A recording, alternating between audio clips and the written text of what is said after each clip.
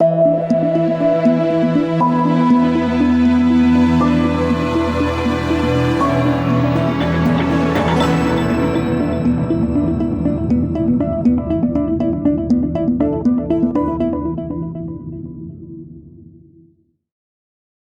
say you have a film school with Yuri, and you kind of teaching fundamentals and basics, but beyond the technical, um, everything we learn in film school and composition and lighting, the reality of getting a job afterwards and coming out of an institution, and now you try to make it in Hollywood.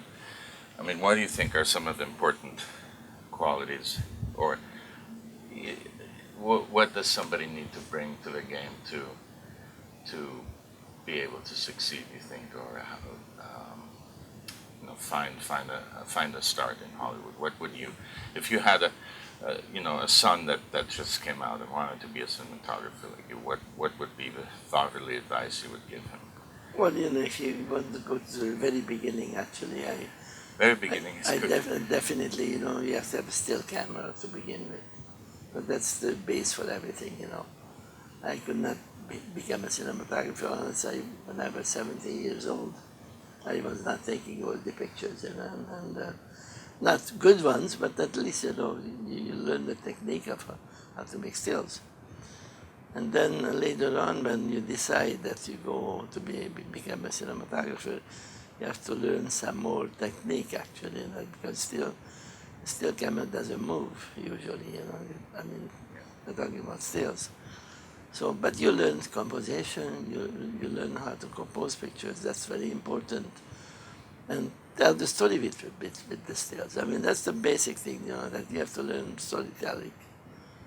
Each picture should say something. Whether, just that, what a beautiful smile you have on your face, or whatever. I mean, you have to decide what picture you want to take. My son is 6, and I have a daughter and a son, twins. They're 6, and they both draw pretty good. But my son tells a story in his drawings, and so I tell him, and I said to him, "This is really great because it literally he designs this whole story." And so I complimented him, and Nina goes, "What about me?" And I go, "It's also very nice, but you just drew, a flower, and he has a story in it." And I just realized at what early age, like a certain way of expressing, he is interested in stories, and he was definitely telling stories with his images, and it made it a whole different level of being artistic in a way. So in the Hungarian film school, we started at the beginning, we were doing actually sculptures, sculpt faces, sculpt man, woman. And then the next step was telling the story with 8 pictures. With 8 single pictures. But it is like it's like a movie. It's like taking stills out of a movie, frame by frame by frame. So I had a little etching, like somebody's walking by the Danube, the wind comes, blows his head off. And then he actually jumps up, runs after the head, and he goes into the Danube. Now he has to fish it out, so you needed an umbrella. He takes the umbrella, reaches for the head and comes out. Now it's full with water, he has to take the water out of the head and put it back on his head. So eight pictures. Yeah. And then it's a story. It could have been on film, basically, but you only had the moments. 8 moments. In a movie, we have 24 frames a second. So that tells a story, basically. So, I mean, storytelling is the one thing. Next thing is, I think, it's probably lighting. I mean, you can shoot available light or unavailable light. I mean, they have to decide, is the available light good or if it's bad. If it's bad, you have to either find the right situation. If you have exteriors, you have to find the sunshine where it's coming from. Now it could be flat light if the sun is behind, in front of you, which is usually, for me, it's very ugly. In California sunshine, but it's front light, it's pretty ugly. And then you can, now try to find the right light. Is it side light? Or is it backlight? Or if you have a backlight, maybe you have a dark face, or you have a little fill light. Yeah. But how do you know how to find something like this? So obviously you're saying you need some talent. Yeah, but no, I don't know if the talent This is eye can't be taught, right? At this moment, I don't think that you are even near the talent situation. I think you have to go to museums and see what the painters were doing, And because without knowing what other people do, still photographers or painters, you have no idea yet, that if you have a talent or not. You have to go to museums and see Rembrandt or George Latour. Now George Latour is another thing. That's when the lighting comes in, At the moment we are with Rembrandt, so the lighting is usually there in a room. The sunshine comes through the window or whatever. So you have to find out, what makes a picture. Several things make a picture. Composition, storytelling, and lighting. So the lighting is the most important thing because that's the one which will tell you basically what the mood is of the picture. Is it dark? Is it light? What is it? And then now we are still with still photography. Once you learned how to do still photographs, now comes the shock, when suddenly the actors are moving, the camera is moving, and now you have to learn a totally different thing, because not one frame anymore. Now we are talking about movements. And of course, you buy a little video camera and start playing with it.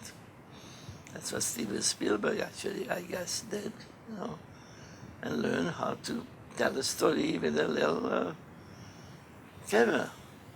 And you can tell a story with movements and, of course you have to watch a lot of movies.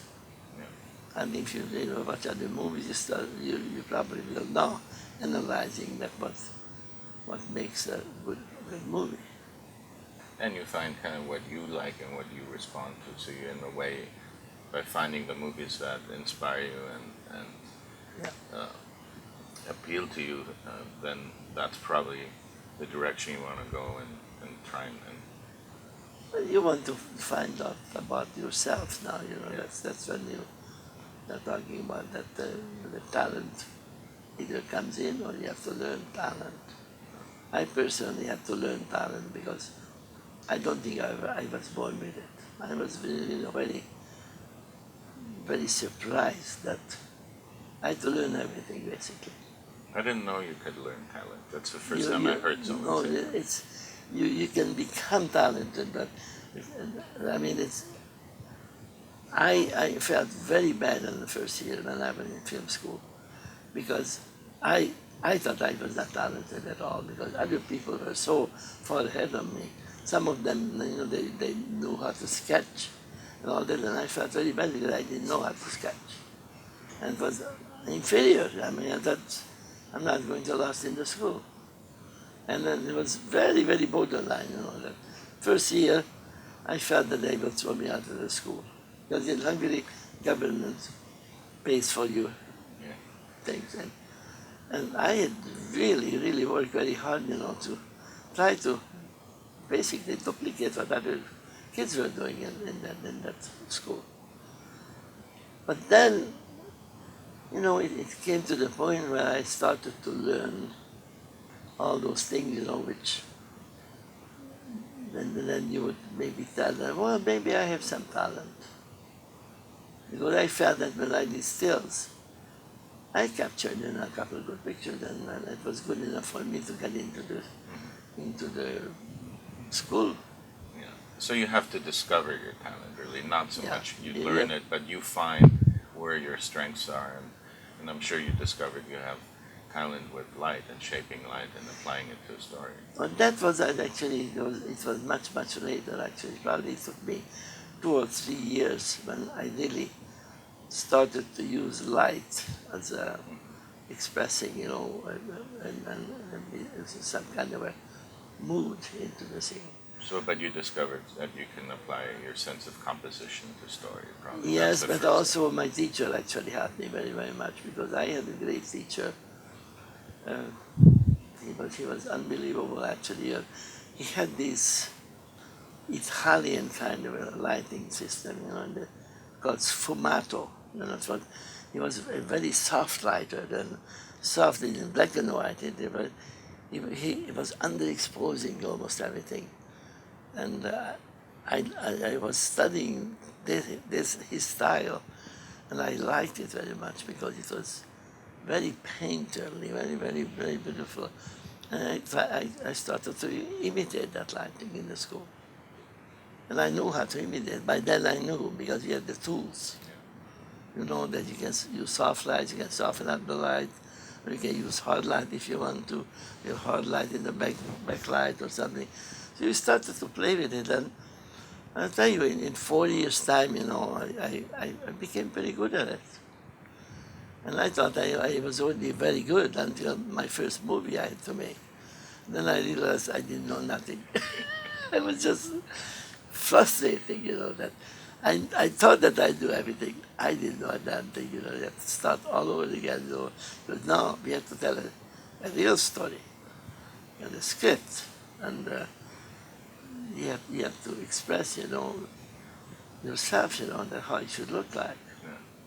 So that's when the collaboration with the director obviously becomes the crucial element of the success of the storytelling. Right, and you better be a good director actually the first time to work, because if you have a bad director, you probably are not going to learn anything, Yeah. And in the film school, many times it happened, that you had a guy who was the director, and he didn't know a damn thing, So you have to do that yourself, basically. But did you feel like you connected with some director early on that helped you develop as a cinematographer, and how crucial do you think that relationship is for an early development? It's very important actually, where you are in the film school level, that you start working together with another guy who is talented, and the two of you actually now start creating a movie. And I had one of these guys, and I was very lucky because I was very ambitious. He was a good learner, and he watched a lot of movies. We were watching movies together. We went to see them, and we went to the theater. So it was free for us, to go to the theater. We had a card. Any movie theater had to let us into the theater. But it doesn't exist in America. You have to pay yourself, if you want to go to the theater. But we have those, because when I moved to Los Angeles, it was in '83, and I didn't go to film school, so it was the New Art, the Vista, the New Beverly, and then the Z Channel. I don't know if you remember the Z Channel. Yes. That was really my source of television. being able, and they would show all week, all the Rossellini's, all the Pasolini's, all the Fellinis, Right. the Kurosawas, and they played them over and over again. Remember, they would repeat them all week, and Right. that's all I did. I didn't know anyone in LA, and I just watched these movies. So I keep telling young filmmakers, and it surprises me how these students today really are not aware or have not seen a Godard film. I can't believe some people have not seen Quatre Cents Coups or Breathless, and it's just, and what's interesting, I think, is when I make them watch them or I show them how they still love it and respond to it. It's not accessible to them. They really love those films, and it's a shame that they don't really tap into that. But nowadays, I think you can get DVDs almost all movies ever made. And if not, you can maybe ask them to make a copy or That's something. Criterion Collection. Yeah, right. It's not that they don't have access to it; they just don't. Some of them don't even know about these films.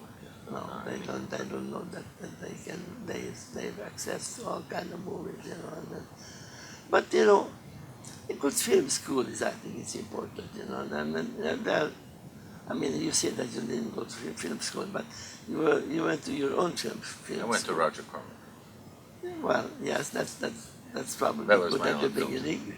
That was great. And did you start to work with him? Yeah, he was a producer. I did once work with him directly. Was that before Laszlo or after Laszlo? After. But After. it was with Janusz Kaminski. He was my gaffer because he was at AFI.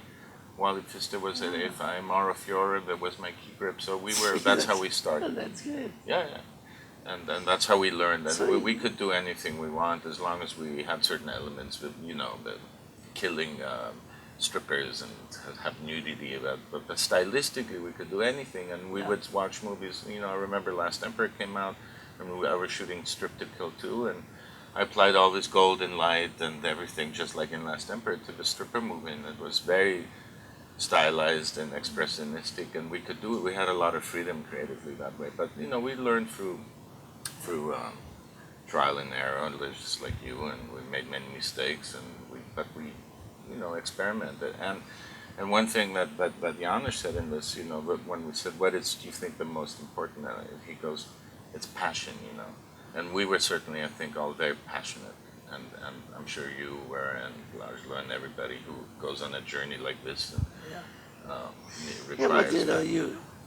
you would not probably stay in that direction unless you really liked what you were doing, because you really love what you do.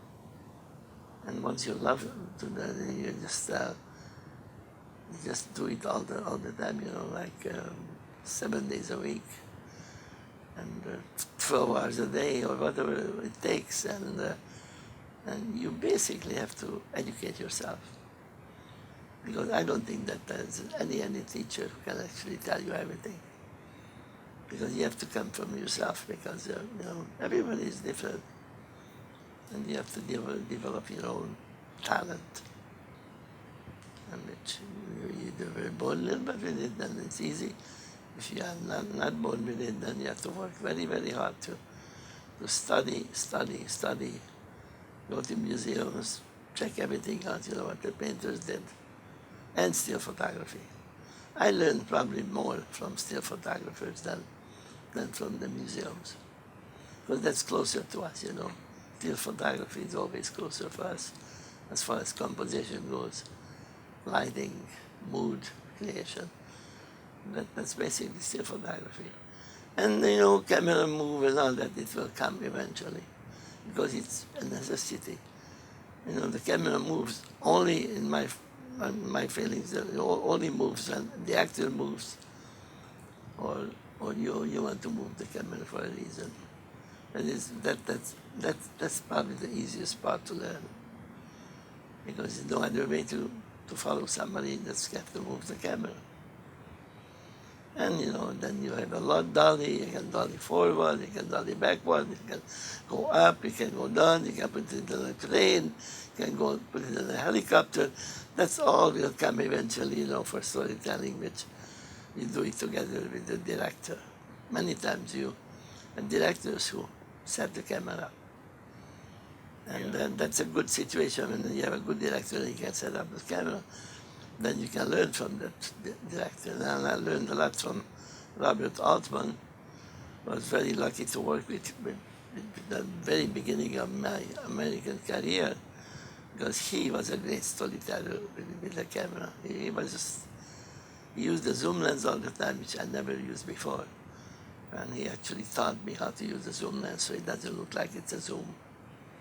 And that's a great talent, if you can do that. And that helped me a lot. So, Question for you. Yeah. I thought maybe it would be inspirational for the kids. Vilmos talked a little bit about his early struggles when you first came to the United States, and you were working in a film lab, and you and Laszlo was struggling, and you came to LA and the doors were closed, but you stayed with him. Remember those days? And Sure.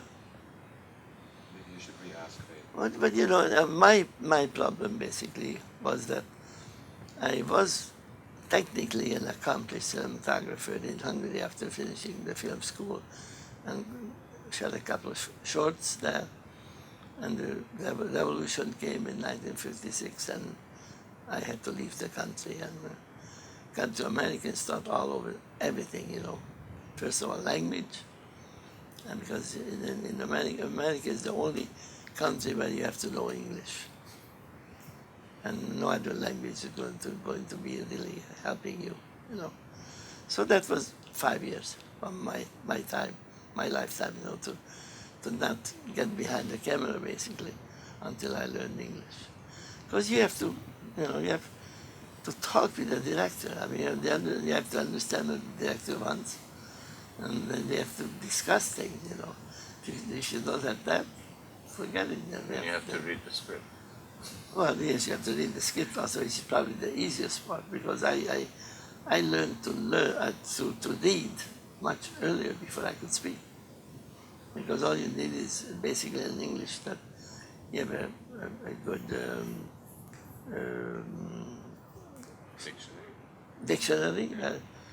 You can you know, check up your Hungarian meaning of it, and then the first thing I was actually reading was the American Cinematographer magazine, you know, and then I could read the magazine after a year I was here. But the speak, that's a different story, you know.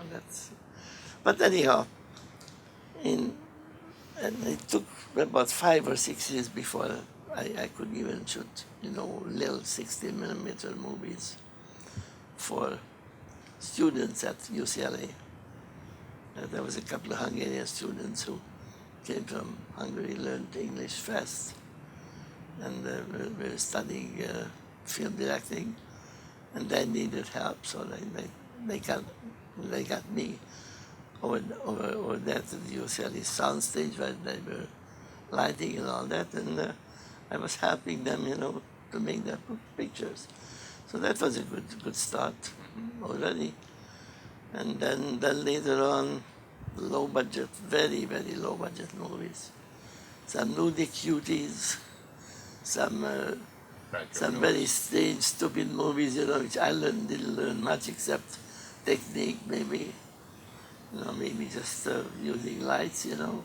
But you think it's, I always tell people shoot as much as you can and work. I mean, it's important to shoot even if you're not always feeling like you're working on the most artistic thing. I mean, there's always a value in another working, thing, but I did, you know, since I was not paid much, and it was almost like zero payment in those, and they started to, you know, push me around and they said, for write faster, and I always said that, listen, you don't pay me enough to actually shoot fast. So you're not paying enough. Let me do my job. Otherwise, if you don't like it, that's me. I'm ready to leave, and then you do whatever you want to do. But one thing, you have to let me do it right. And that was the main thing. So I would not.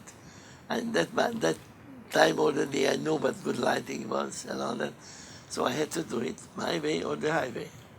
You know, that was. well, it's not worth it for you. It's not worth it, and I always thought about that in the early days, that if you, any job what you did, you better do it right, but because your next job is depending on that job. And if you just do it for the money, you're not going to last very long, you know, because it's that they want quality from you. That's why they hire you. Because if they could do the job, they would not hire me. So they need me to do it right, you know. But then, and so then from then on, what do you think your changed your path of the career and took you to this higher level? Was it meeting one significant director? And It was really pure luck, really, that let's see, that my very first job was a low budget, sort of a horror film kind of a thing, The Sadist. It was a true story about a desert murderer guy, was a kid. And it just happened that the producer had a son who looked like the kid who is a murderer, and they used him as a star. Used his niece actually as the lady star. Used the production manager as another actor. So it was like a home movie, shot on 35 millimeter, black and white. I really enjoyed that because by then I know how to light an exterior movie, and the reflectors and all that. It didn't use many lights. And it was not in a budget, the whole movie cost $30,000, and it was shown in drive-in theaters and way down in the South, in the United States. So that was my first 35 millimeter movie I shot here. And after that, basically, I did a lot of educational movies, which with Laszlo together most of the time, which was documentaries, but we still had to do lighting, especially because we had a lot of interiors to light. So that was a good practice. And the first real good film was a little short, but we had to do it with an actor who became a director, wanted to do his own story about his life, a little bit of a cute little movie about a supermarket, and about a guy who has a very hard job, he's miserable basically, he has a bad, terrible wife, he has a kid. That kid is terrible, he leaves always the toys on the drive-in. When he comes home, he has to get out of the car, pick up the toys, go upstairs. The wife is yelling at him, why did you come home so late? And here is the money, go to the market and buy food. And okay, he gets into the car, and there's noise all over the place. So noise bothers him, terribly, He works in a television repair station. It's all the noise of those televisions they're repairing. That bothers his ears. He drives by the airport. The airplane is landing, and it's a bad noises. Everything is terrible in his life.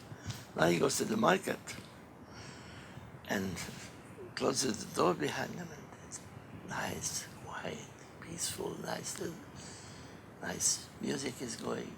All the merchandise is gorgeous, colorful, apples, all the fruit and vegetables, and it's a new world. And meets another lady and follows the lady because she has a book, the same book that he's reading himself. And then I don't know, some existentialist book or something else. Right away he was in love with this woman, right?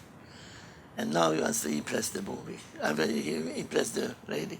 Buys all those caviar and all the expensive things, didn't realizing that he doesn't have the money to pay for, right? And he drives the trolley next to her so she can see that he's buying all those goodies.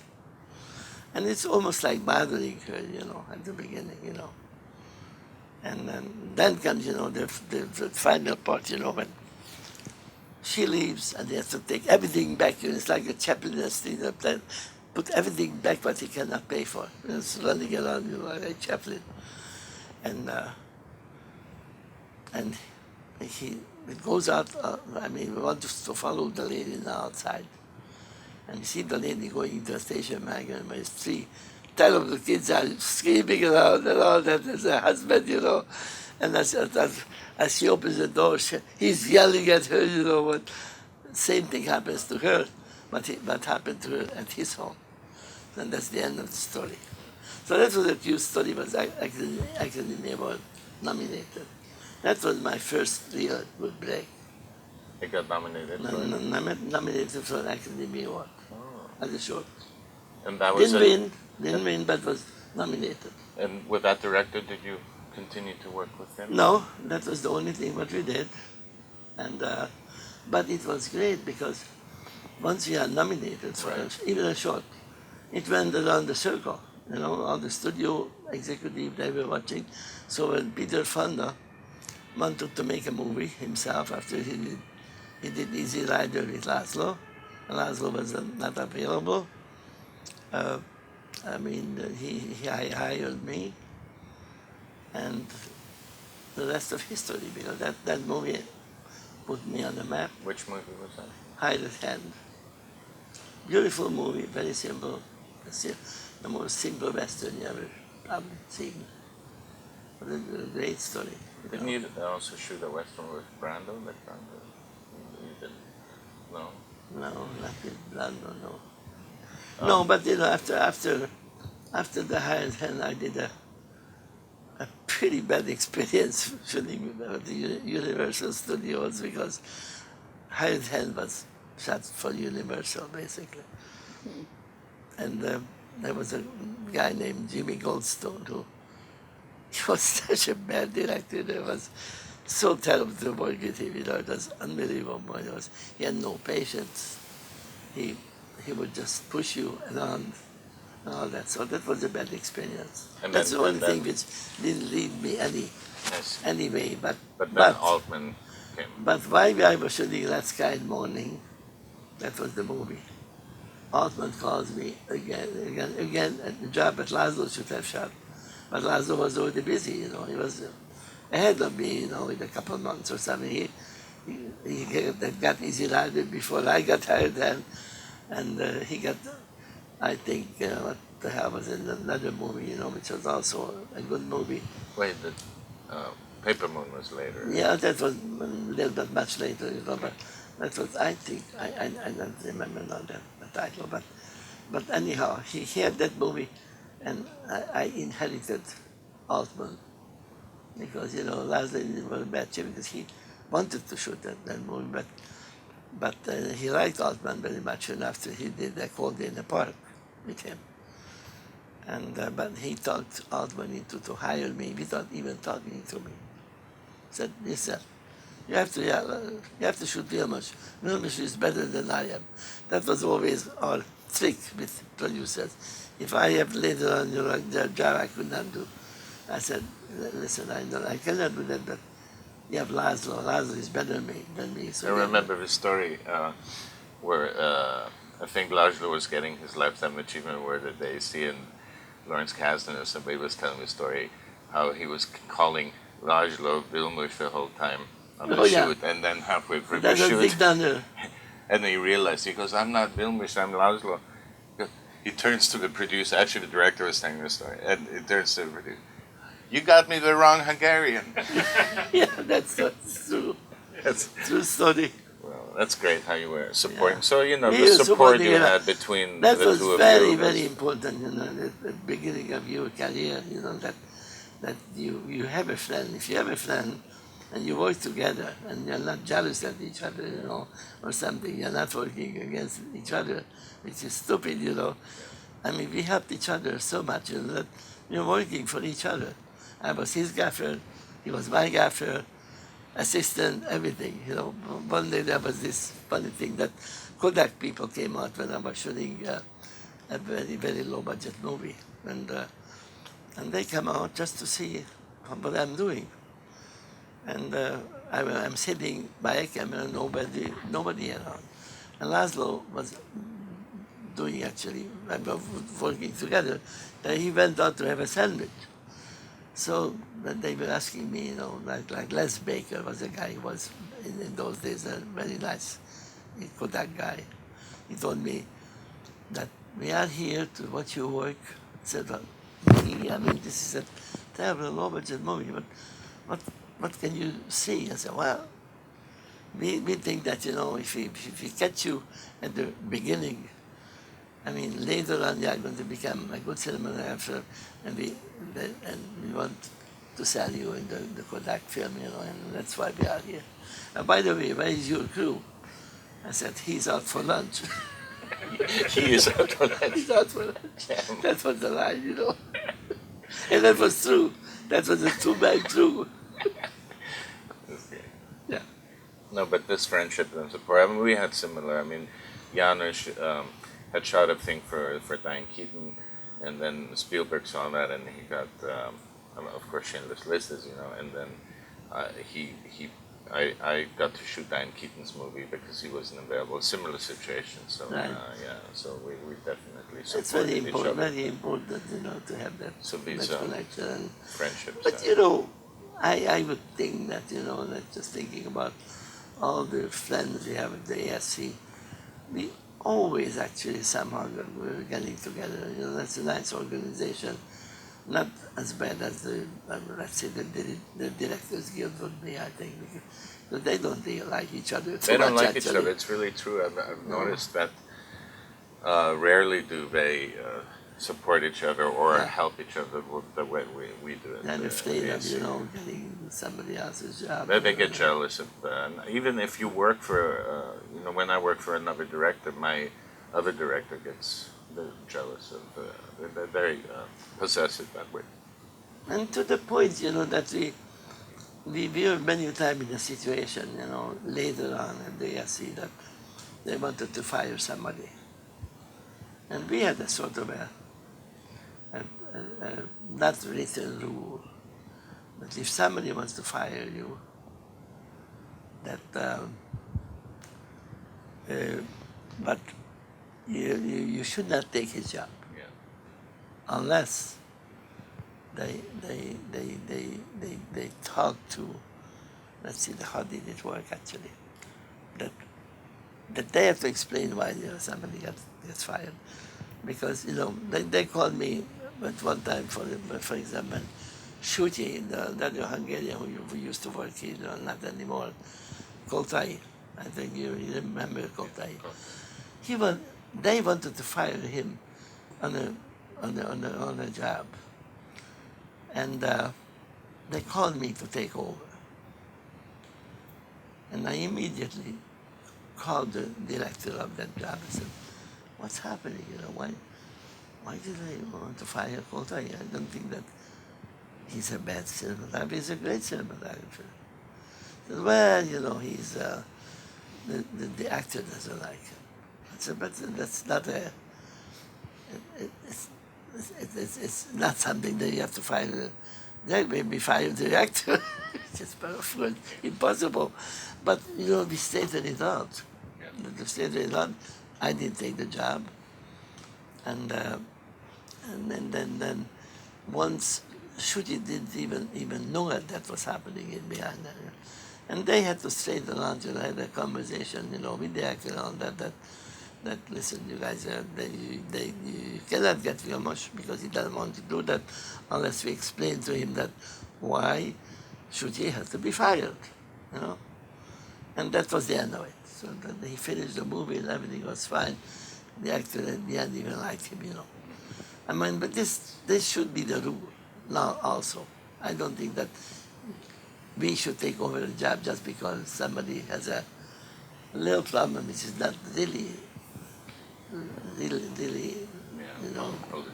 political. Very political, many political things happening. The relationship with the director, of course, is probably the most important to accomplish what you're after when you do a movie. But that should be basically, I don't know, at the beginning stage, when we haven't even shot anything. I think that the very first thing is you have to get together to have a conversation. If you have somebody that the actor never worked with, never heard about him, whatever, to sit down and talk about what he likes, what I like, and see if you like the same movies, you have the same ideas about how to make a good movie, and you usually find out at the very beginning that if you can work together or not. So you have to have good instincts about follow your instincts in terms of knowing if somebody. When I interview a director, basically a director interviews us for a job, right. we interview them the same way, and it's you tough sometimes because it's only a very short period of time. You have a lunch or a 1 hour meeting, and you're right. making a decision about this collaboration, and it can often turn out that they say the right things, but then when you're on set, they're not really. Yeah, they usually already know what kind of movies you shoot because they would look at your movie, what you shot before, and they already halfway made up their mind that it will be okay for this movie. But you still have to have a conversation because that's when you will find out, if But for you, how do you pick a director, and how do you make a decision that this person is somebody that you want to bring your love to? Yeah, but it never happens that I pick up a director because the other way around. Unfortunately, I cannot call up Phil Kaufman, that Phil, I am available. He said, so is Caleb Deschanel, and so is, that's what happened that way. But But you I make can, choices. but I can turn down somebody. And I did, unfortunately, I did sometimes, and I still regret that I did that. But I had to do that. It was Frank Zeffirelli. And I loved the guy's work, I mean, I loved everything. And he wanted to hire me for that movie which he made with John Voight about horses. I can't remember the title. That was an interesting movie. And I had to shoot a test. Not to be a cinematographer, that shoot a test. And they gave me a terrible set to shoot a test, right? And I was afraid that it's not going to look good enough, for him. And I told the producer that, please, tomorrow, when you see the dailies, I would like to be there. Just defend myself. Because I knew I could not do a good job because the set was not right. Colors and all that, they promised me that I be called, to see the test. I'm waiting in the morning, waiting, the phone doesn't, they don't call me, doesn't ring. Finally, at 11 o'clock, I called the producer that what happened, I thought that you promised me that I can see the deal. Well, we decided to see it without you. Oh, okay, fine. And how did Franco like what I did? I said, well, to tell you the truth, he doesn't really like it too much. Oh. Okay, thank you. Called up my agent. I said, Clayton, tell them that I'm not doing, I don't want to do this movie. And he called them, and Franco was furious that nobody ever turned him down in any movie. Was furious. But I had to do it because if this happens at a test and they don't follow up, and I'm not going to trust him. And I saw that it was going to be a problem, so I didn't do the movie. And I always would like to kill myself till I did that because then I went to New York and saw an incredible set design what he did and directed, something. It was so beautiful and all that. And I said, I was an asshole, to turn this guy down, Never worked with him. And then Spielberg, how did that call come? Spielberg actually, probably, he liked the movies that I shot before. Low-budget movies, basically, but good movies. And that was Pest, McCabe and Mrs. Miller, and The Long Goodbye, and Obsession, and all pretty good movies, Showed technically, I know what I'm doing, and he basically almost forced me to do that movie because I wanted to do another movie for Universal, and which was, I knew it was going to be an Academy Award winner for cinematography because it was a great Western and all that, and I wanted to do that, but we sit down with Steven and I fell in love with him. Absolutely. I mean, he was a young guy, he was so intelligent, talking about movies.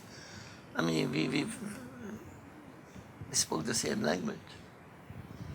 So we liked each other, and it turned out it was a good combination. But Sugarland Express turned out as a pretty damn good movie, for little money, and there was a lot of good things in that, and that was actually followed up with Jaws, which I didn't know. I turned on Jaws. Believe it or not. I could have made a fortune on it, but I turned down because I didn't like the script. I told him. A shark movie. I said, I don't want to do a I said, movie no, about a fish. but I didn't want to do that because he already had plans to do Close Encounters in those days. I said, Stephen, I would like to do Close Encounters of the Third Kind, but don't be mad at me, but I don't want to do Jaws. That's how it happened, you know. But then it turned into, of course, you know, that by the time we did the Close Encounters, he was a perfectionist. And he was such a good director already that I had a hard time, you know, to even suggest anything to him anymore, you know, because he knew everything. So it just caused a little bit of a problem, but it was not a real problem because, I mean, if I work with a director who knows everything, it's great for me. I can do a better lighting, I have more time to do it with mine. So I didn't mind it at all. So that led to an Academy Award, you know. I mean, but, you know, these are the personality conflicts are very important to solve.